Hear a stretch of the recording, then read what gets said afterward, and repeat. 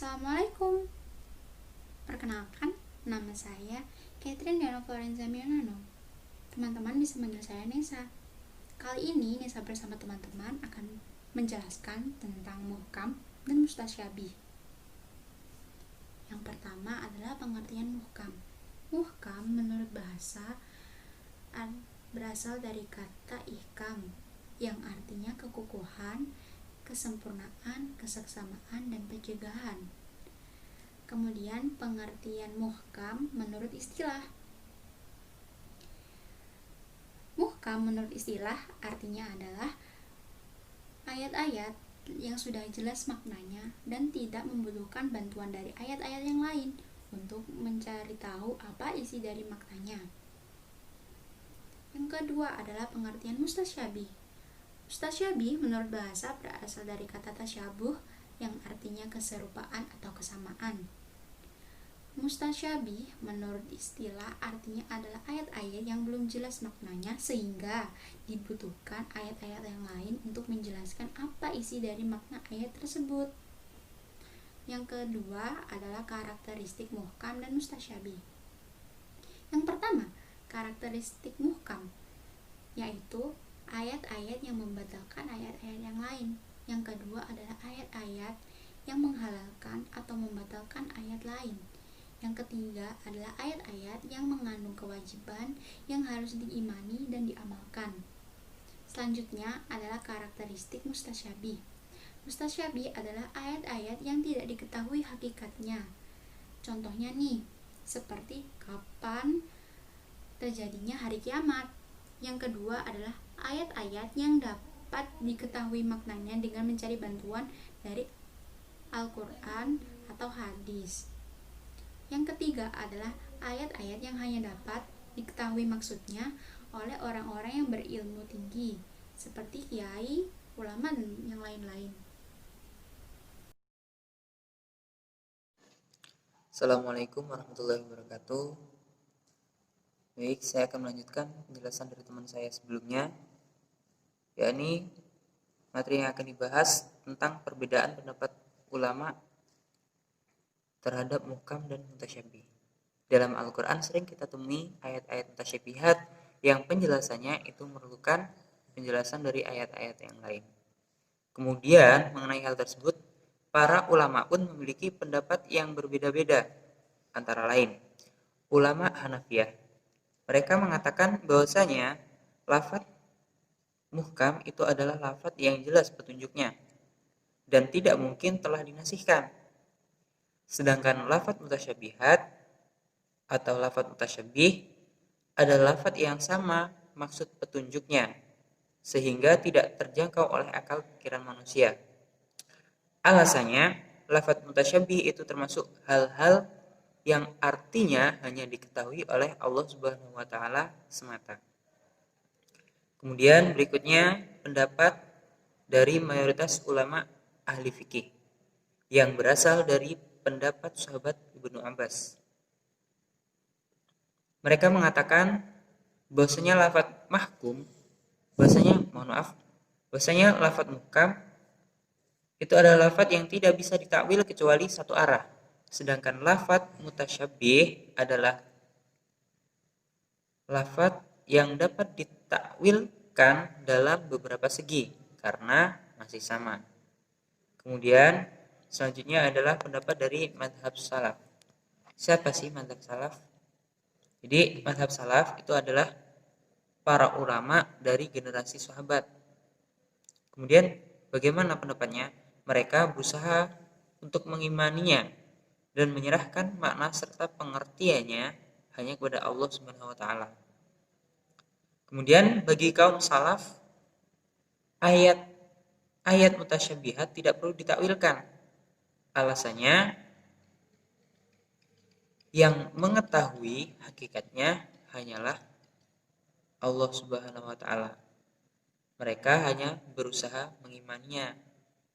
Selanjutnya, pendapat dari mazhab khalaf seperti Imam Haramain. Mereka berpendapat bahwa ayat-ayat mutasyabihat harus ditetapkan maknanya dengan pengertian yang sesuai dan sedekat mungkin dengan zatnya.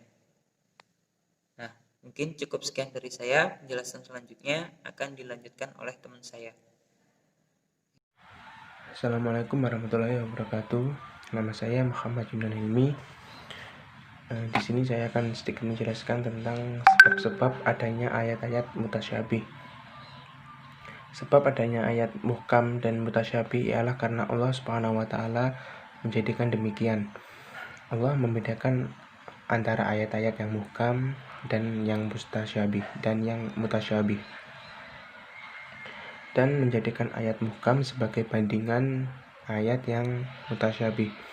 Imam Ar-Raghib Al-Asfihani dalam kitabnya Mufradatil Quran menyatakan bahwa sebab adanya kesamaran dalam Al-Quran terdapat 3 hal, yaitu sebagai berikut.